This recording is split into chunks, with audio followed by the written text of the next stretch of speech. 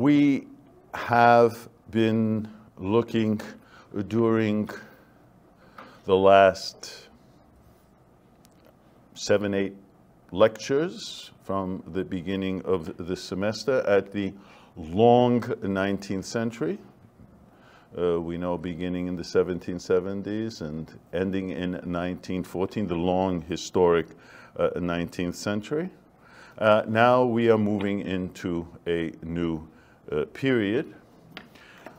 But before that, just a few words of summary to remind us of the importance of the long 19th century, and in particular, the importance of Ukrainian, Ruthenian inhabited lands in the Habsburg Austro-Hungarian Empire. We have just seen how during those years in the second half of the long 19th century, 1848 to 1914, developments in those two Austrian provinces, Galicia and Bukovina, and then the Hungarian Transcarpathia, but in particular in Eastern Galicia, how developments there made possible the preservation of the Ukrainian national idea. And in fact, the Galician Ukrainians themselves felt this, as did their brethren in Russian-ruled Dnieper Ukraine.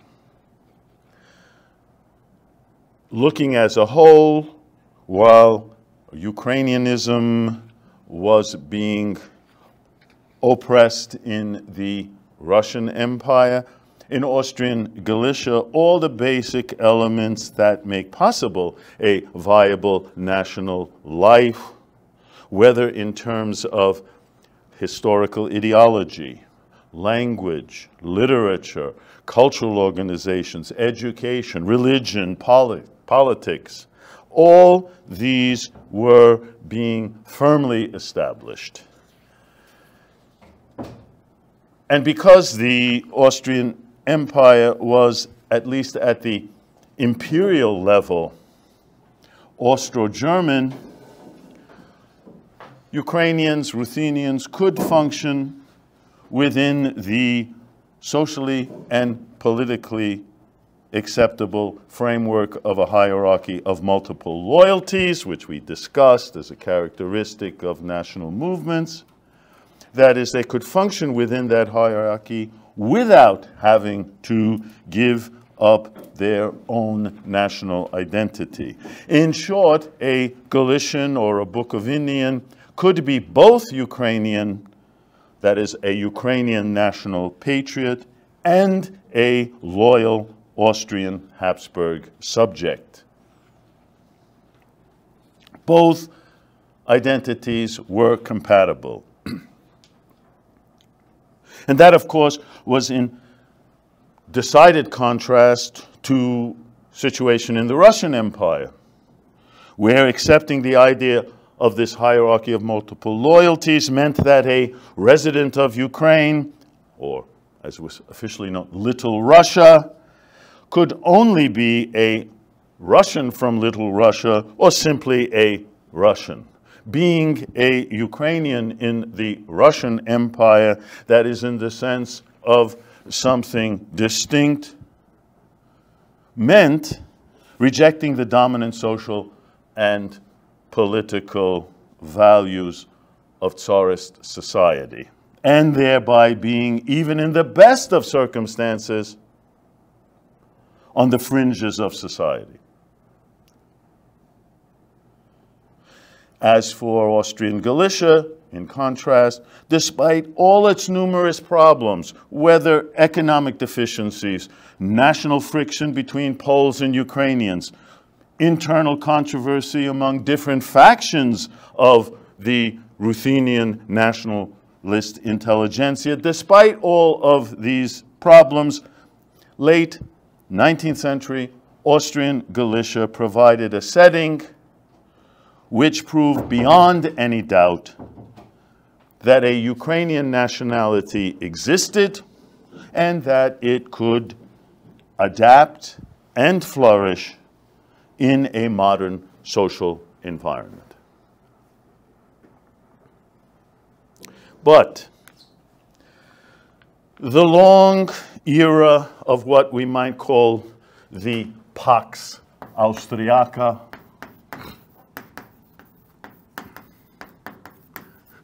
the Austrian, the Habsburg order, that long period which had made such a social and national transformation possible for Ukrainians,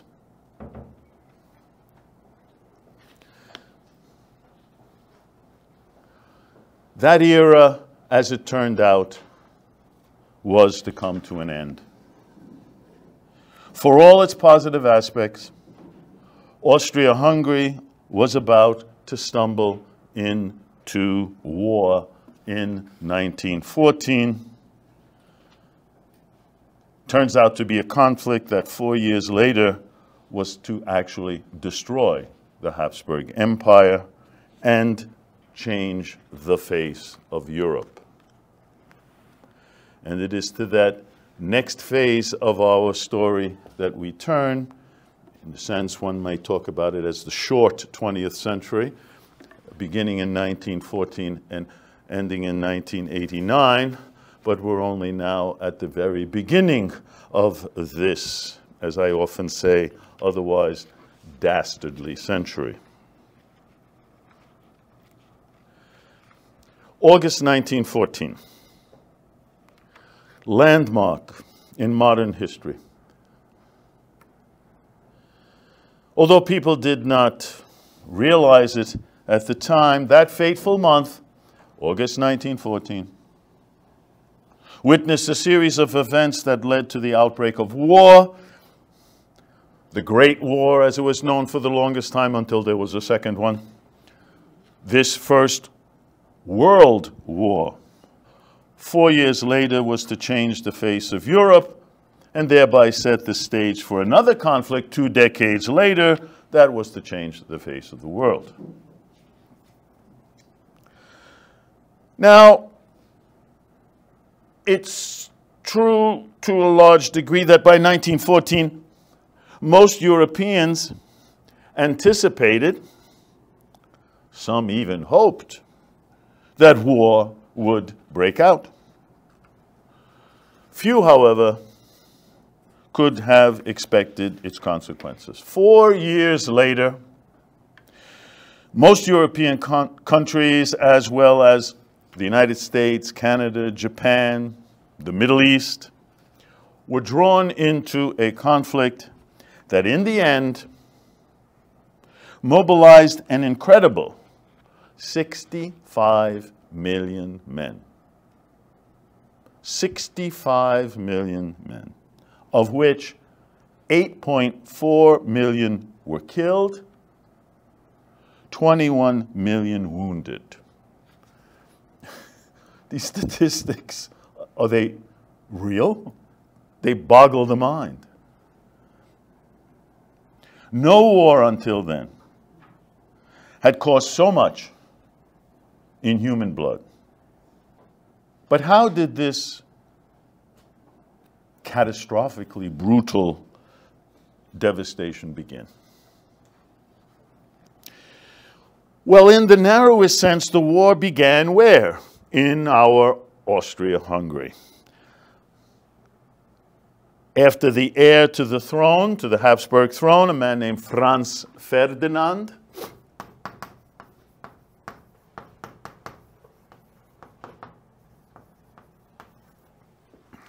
Franz Joseph was getting very old. I mean, he came to reign already in 1848.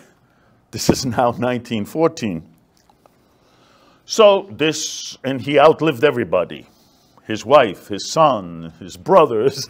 And so this was like a nephew of his, Franz Ferdinand, heir to the throne, but assassinated in June 1914 by a Serbian nationalist, And so that's the narrowest way one can look at how this conflict began. In a larger sense, however, the war was the result of power politics, a game that European states had traditionally played.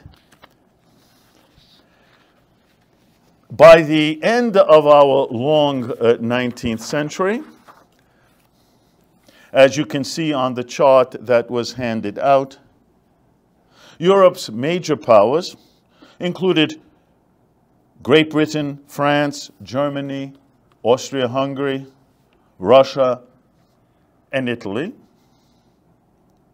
Another player was the Ottoman Empire, but despite its enormous territorial extent, all of the Middle East, including all of the Arabic Peninsula, as well as the core areas of present-day Turkey, Anatolia. Despite its enormous territorial extent, or maybe because of it, the Ottoman Empire was weak vis-a-vis Europe's other more modern states that I've just noted.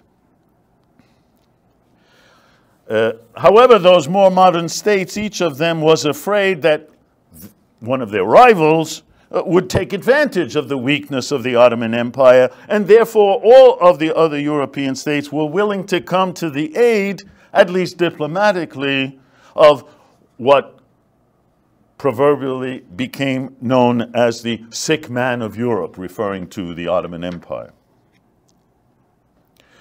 At the outset of the chronological 20th century, that is at most 2 decades before, a decade and a half before the actual war, the international lineup was the following.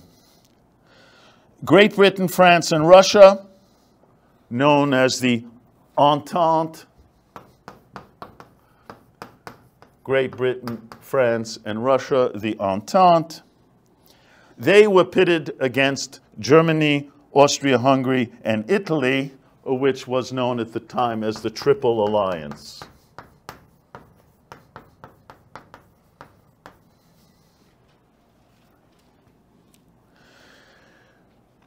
Each side was anxious to stop the advance of its rival with regard, as I said, to the Ottoman Empire. Now, we should also keep in mind that there were sufficient reasons so that this lineup of political alliances that I've just outlined for you may have, in other circumstances, been reshuffled. You can already see on the chart how Italy moved from one side to another subsequently.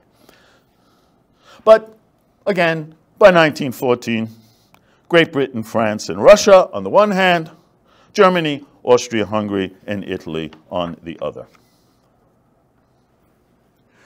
Now, the goals of each of the members of these two alliances differed.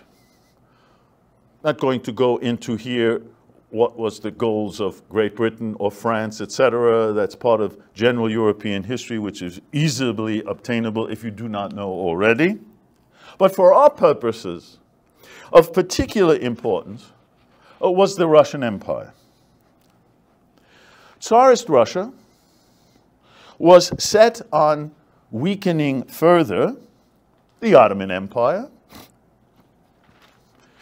Russia's ultimate goal was to attain not only year-round access to warm water ports on the Black Sea, which it had already achieved in the late 18th century under Catherine II, but also wanted to control the narrow straits held by the Ottomans between the Black Sea and the Aegean Sea, through the Bosporus, the Sea of Marmara, and the Dardanelles. Why? Because that would give them access from the Black Sea to the Aegean Sea, and most important, to the rest of Europe via the Mediterranean. However, Russia was deterred by its own allies, especially Great Britain, from any direct assault on the Ottoman Empire.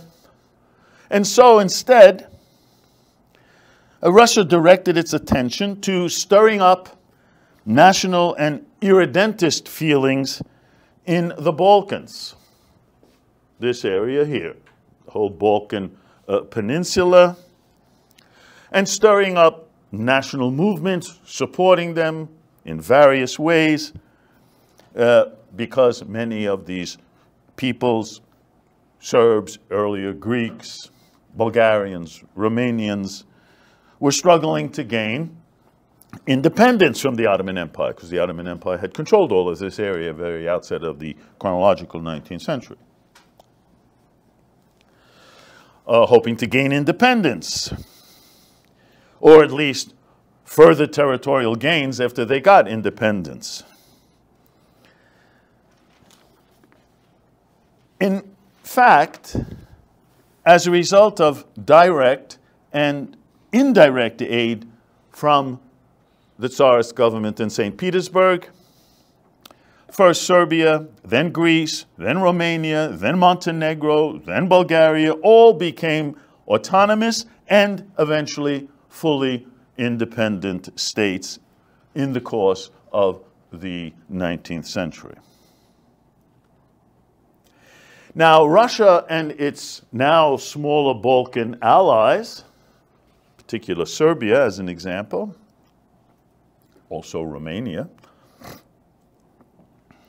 had their sights also on liberating the supposedly oppressed Slavs, and for that matter also Romanians, living in the Austro-Hungarian Empire.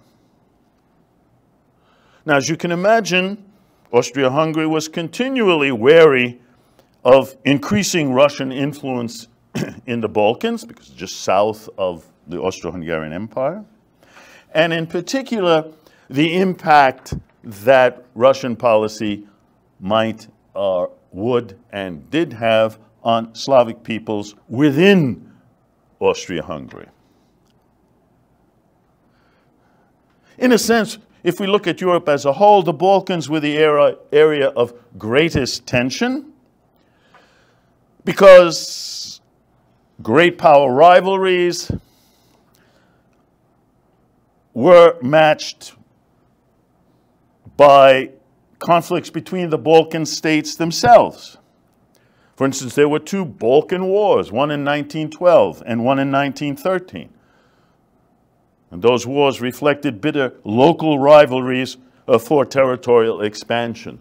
Actually, they were all fighting over Macedonia, which hadn't yet, it was still part of the Ottoman Empire, and everyone wanted a chunk of it, either or all of it. Bulgaria wanted it, Serbia wanted it, Greece wanted it. And so commentators at the time referred to the Balkans as the powder keg of Europe. In June 1914, the powder keg fuse was lit. And just how did that come about? Well, as I've already mentioned, Austria-Hungary's heir to the Habsburg throne, Franz Ferdinand, he was on a state visit to the Habsburgs' southernmost province, deep in the Balkans, Bosnia, formerly Bosnia-Herzegovina. That region was first occupied by Austria-Hungary in 1878, but then finally incorporated into the dual monarchy fully in 1908. Many accounts of World War I, usually you see these films, not the actual assassination, but the arrival, riding in an open car, which you did in those days, on the streets of Sarajevo, Bosnia's administrative center. The year Franz Ferdinand and his wife were shot dead by a young Serbian nationalist who perhaps was a member of a organization based in neighboring independent Serbia, because Serbia had made claims always on Bosnia-Herzegovina, claiming that this was a Serbian land and must be brought within the realm of Serbia. As you know, we had a repeat performance of this in the middle of the 1990s, in which Sarajevo was blown apart. Certain elements in the imperial capital in Vienna, especially among the military, were convinced that now is the time to teach this little Serbia a lesson, and to teach Serbia a lesson once and for all. The prevailing attitude at the time was the idea of a so-called preventive war. A preventive war, that is, strike at your enemy as early as possible in order to weaken him before he develops into a greater threat.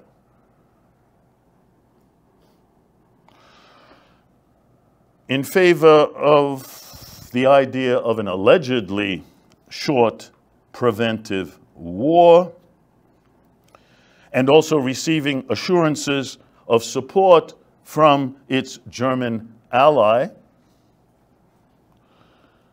Austria-Hungary issued an ultimatum to Serbia. Quite naturally, Serbia's big Slavic brother in the east that's been protecting them and encouraging them throughout the whole 19th century, that is the Russian Empire, in turn pledges its support to its threatened Balkan ally, Serbia. Frantic efforts to find some kind of diplomatic solution, reconciliation to all of these issues, including Serbia's acceptance of most of Austria's demands. All of those efforts failed, and on July 28, 1914, Austria-Hungary declares war on Serbia. Russia mobilizes its army along its border with Germany and Austria. It's very long a border. And by August 1st, Germany declares war on Russia. Within 12 days, each of the great powers had declared war on each other, so that these two pre-war coalitions, the Entente and the Triple Alliance, now become known as the Allies, the Allied powers, technically the Allied and Associated powers, and the Triple Alliance becomes the Central Powers.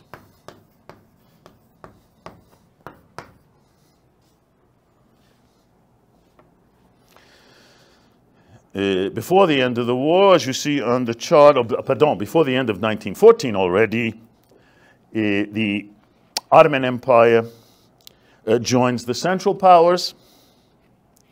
After all, it is an enemy of Russia. And then in 1915, Italy decides to switch sides over to the Allies. The only other major changes was toward the end of the war, in 1917, the United States finally enters the war on the side of the Allies.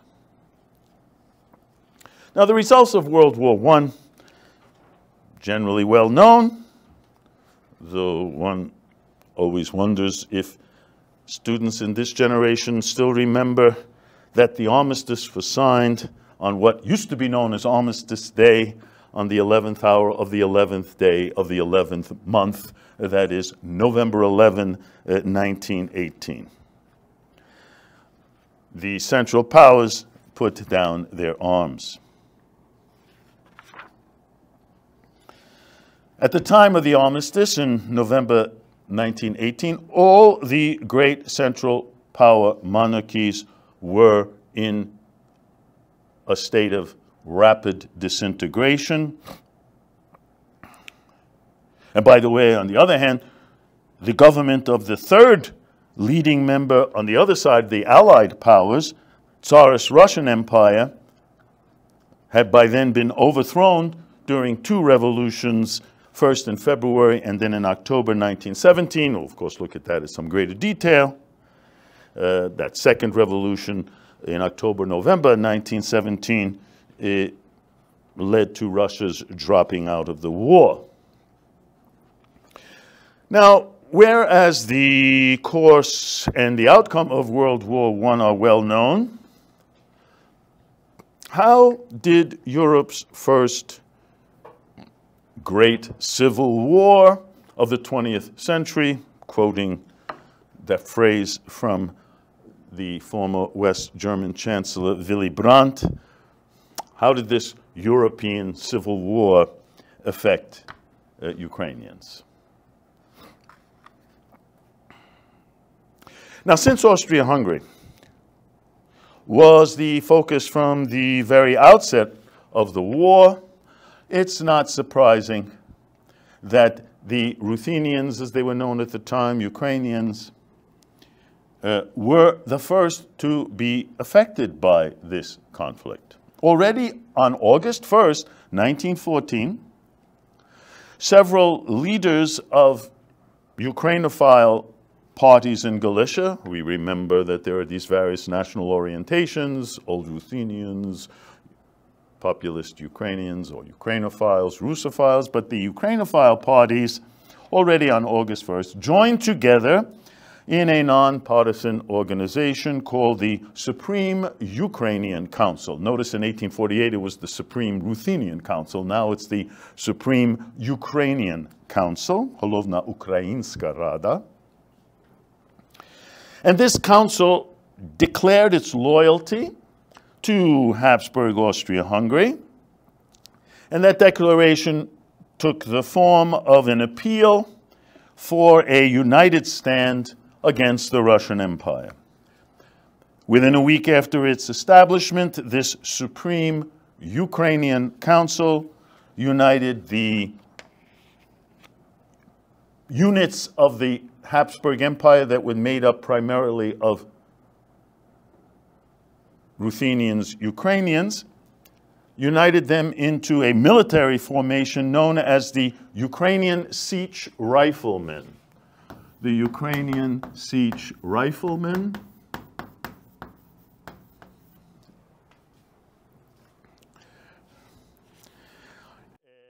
This unit, if you will, eventually included upwards of 28,000 volunteer soldiers who fought within Austria's ranks against the Tsarist army on the Eastern Front.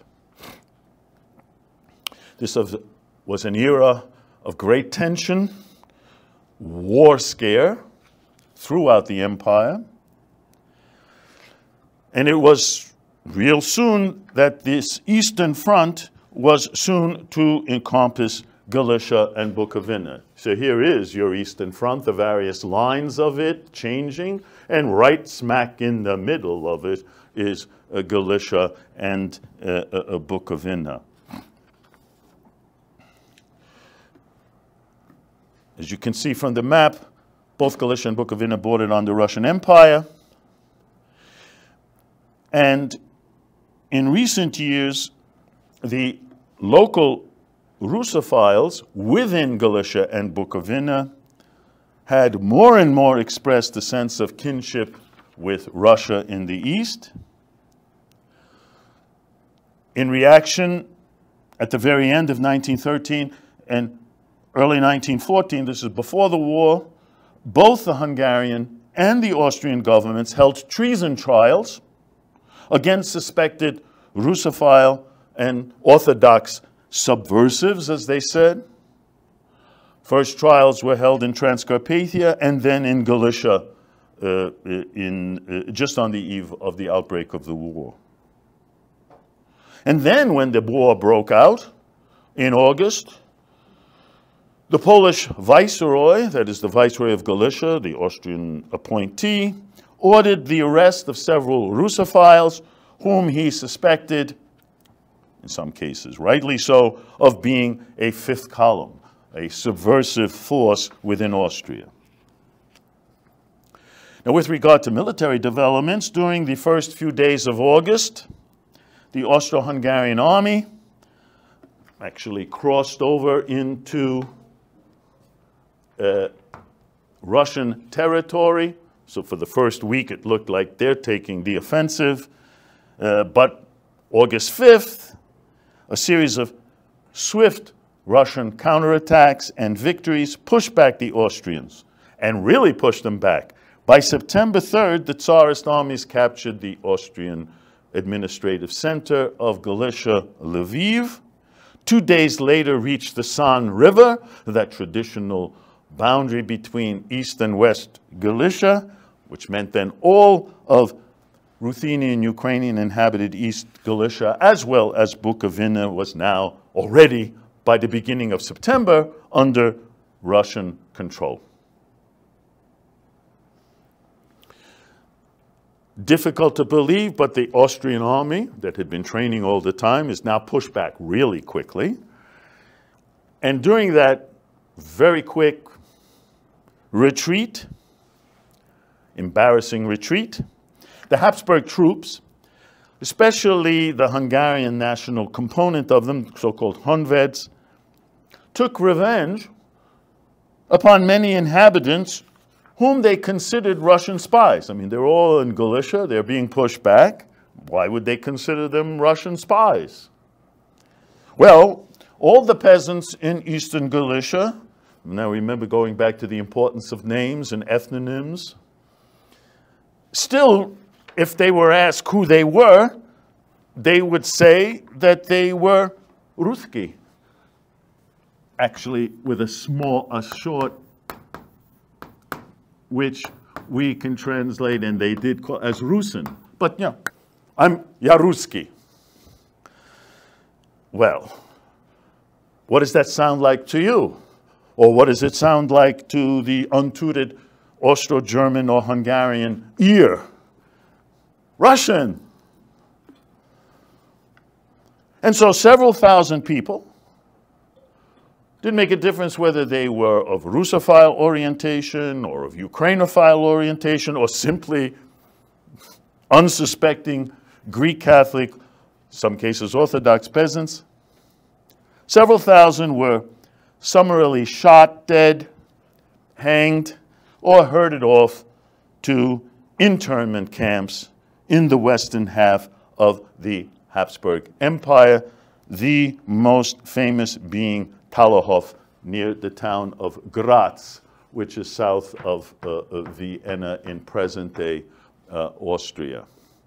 The place was called Thalerhof.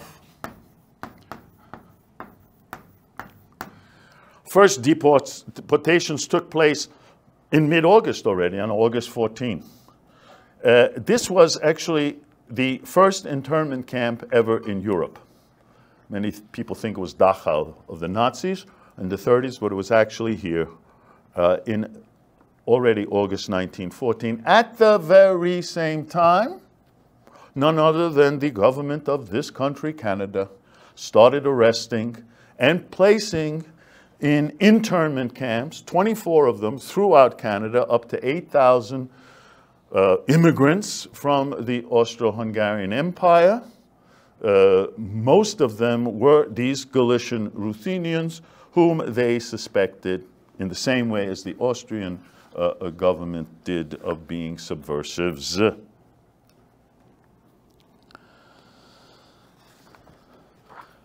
During September 1914, while that was going on, the Tsarist army is even pushing further into Galicia as far as the Dunajec River way out here, actually almost to the gates of Krakow.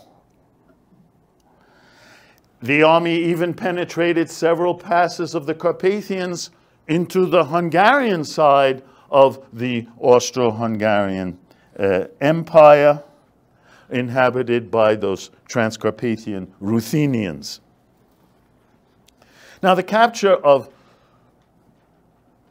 most of Galicia, and certainly all of Eastern Galicia, northern Bukovina, considered a great political as well as military achievement. Why? Because these lands had traditionally been perceived in Tsarist society as Russian lands, temporarily separated from the homeland Mother Russia, but now, after centuries, reunited with that Mother Russia. And to underscore that perception, Tsar Nicholas II himself visited Lviv in the spring of 1915. In this new territorial acquisition of Galicia, the Russian government installed a civilian administration headed by a man named Georgii Bobrinskii.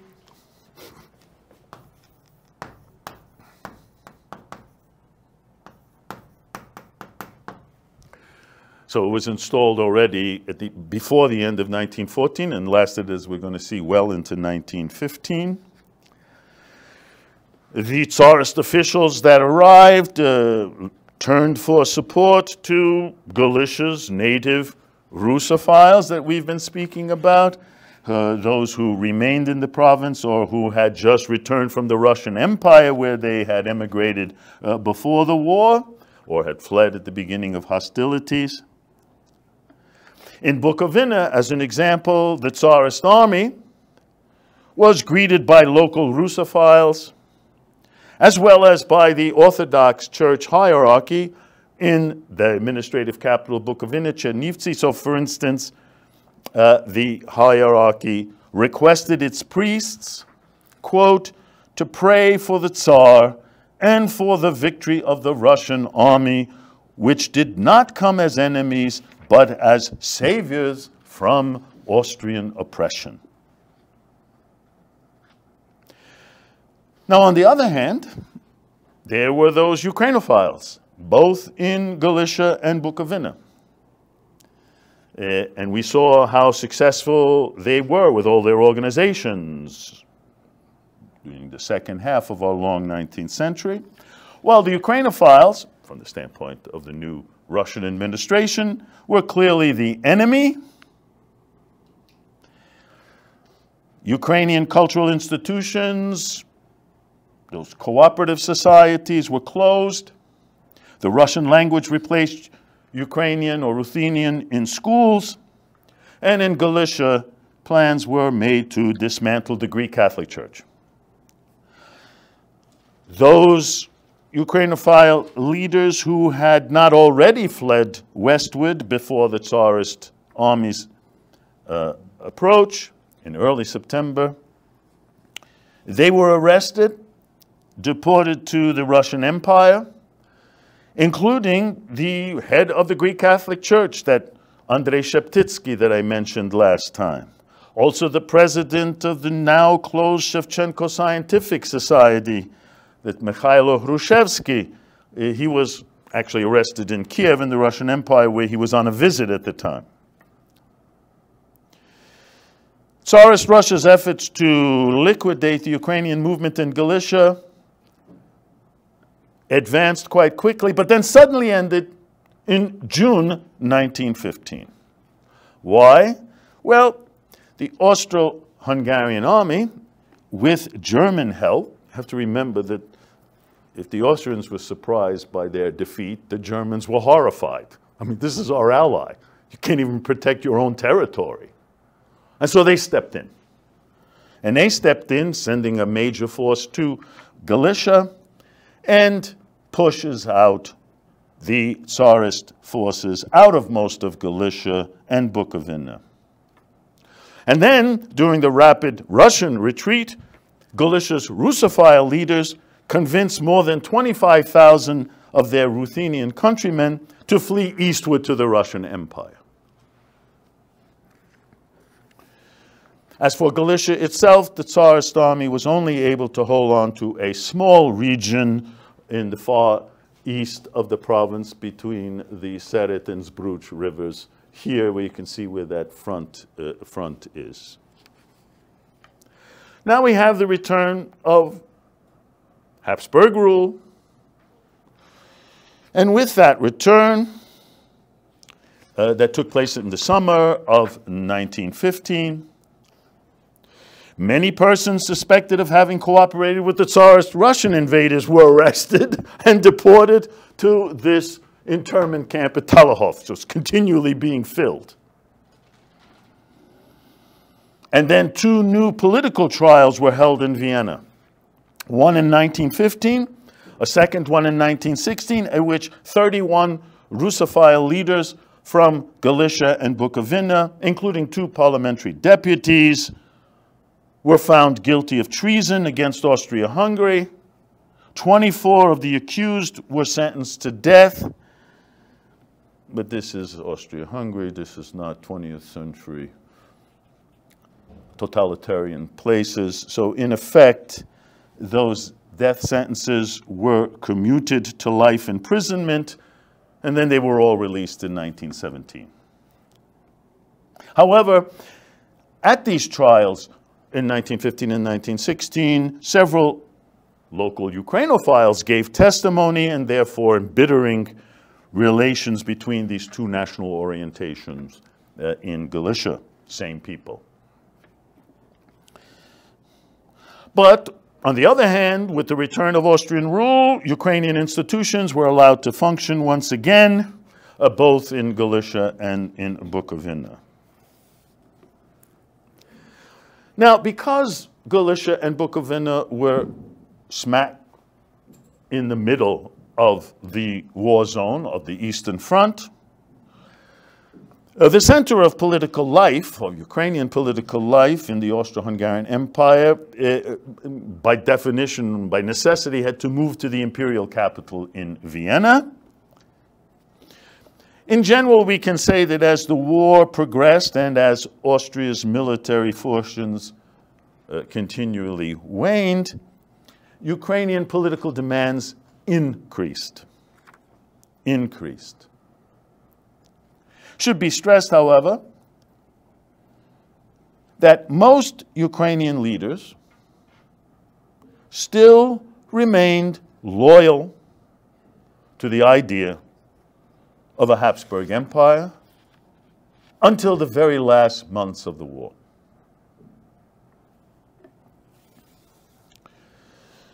Vienna, the imperial capital, was also the site of political organizations for Galician, Bukovinian Ukrainians. The most important of these was now, we had the Supreme Ukrainian Council. Now we have something called the General Ukrainian Council. The General Ukrainian Council, founded in May 1915. This General Council comprised primarily of deputies in the Austrian Imperial Parliament, called for the creation of an independent Ukrainian state. But take note, for obvious political reasons, when they were talking about an independent Ukrainian state, they were speaking simply of Ukrainian inhabited territories in the Russian Empire. For their own Habsburg-ruled Galicia and Bukovina, they only demanded autonomy, not independence.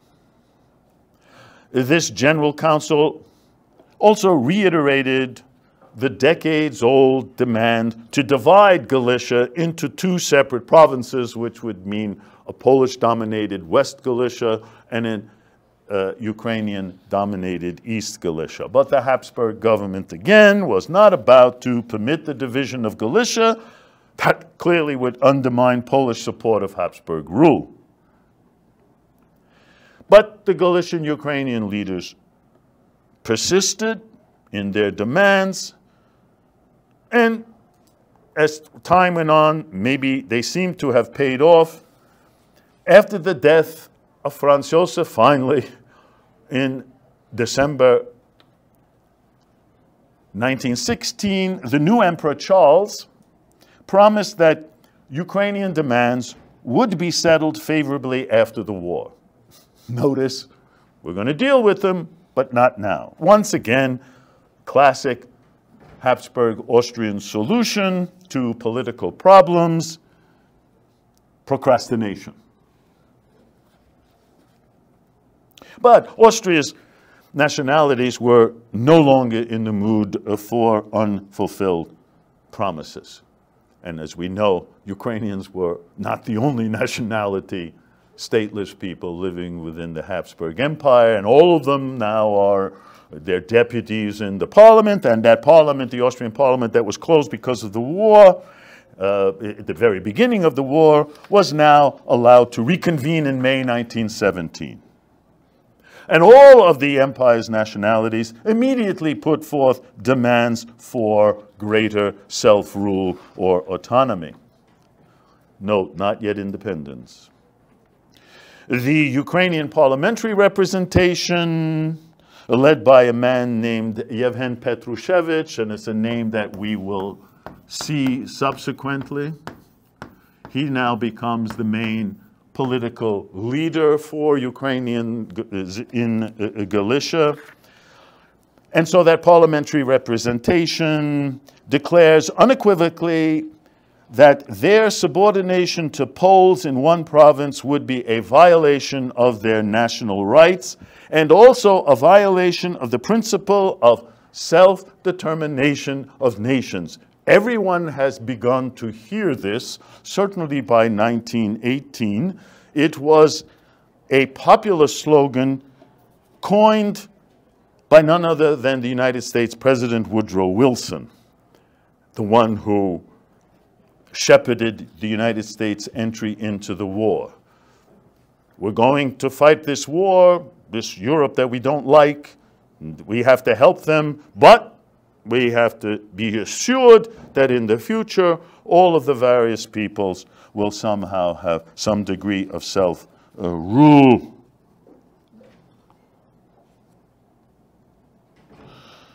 The Habsburg authorities tried to appease this Ukrainian leader Petrushevych by appointing, for the first time, a Ukrainian to the imperial cabinet.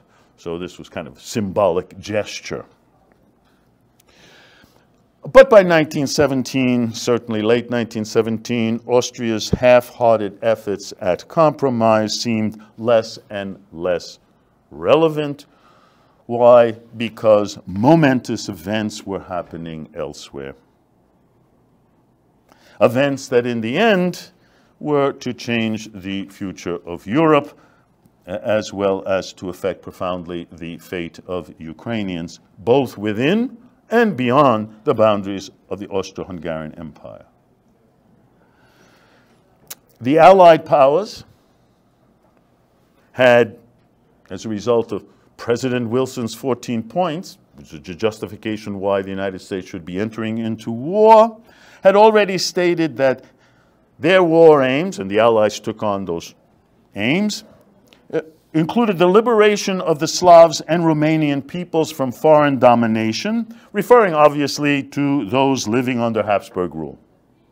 And then in 1917, as we've seen, the United States did join the Allies in its war effort, and American support in supplies and soldiers proved to be an enormous boost to the Allied cause. So 1917 is now a turning point in the war. But of even greater significance were the events that the year 1917 brought to the Russian Empire. There in March, February or March, a revolution broke out that toppled the centuries-old Tsarist regime. This was followed by a series of other events that were to overshadow anything occurring in the Habsburg Empire and that were to have a profound and lasting impact on Ukrainians everywhere. And it's to those revolutions that we will turn when we return. Thank you.